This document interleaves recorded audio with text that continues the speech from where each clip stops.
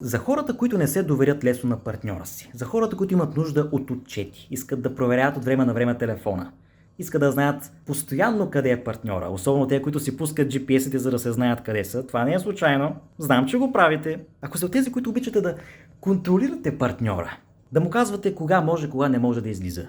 Ако сте тези, които вярват, че проверката е висша форма на доверие, то искам да ви попитам, кой е първия път, когато ви предаде родители от противоположния пол?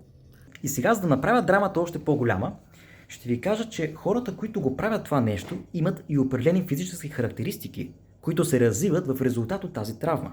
Освен, че са контролиращи като характер и обикновено имат лидерски качества, очите им са много директни, но и в същия момент са съблазнителни. Веждите много често имат малко по-видимо ъгълче тук, а при мъжете раменете често са малко по-широки, докато при жените силата е фокусирана малко повече на нивото на ханша и горната част на бедрата.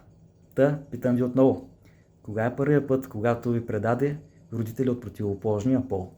И тогава ще си отговорите защо сте такива, каквито сте. И всъщност това поведение на контрол и превенция на някакво потенциално предателство от вашия партньор не решава проблема, защото то няма превенция.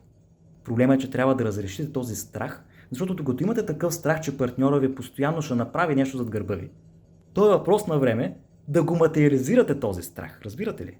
Ако имате страх от изневяра, дори най-верният партньор в даден момент ще ви изневери, защото всъщност вие го предизвиквате това нещо, като се страхувате от това нещо.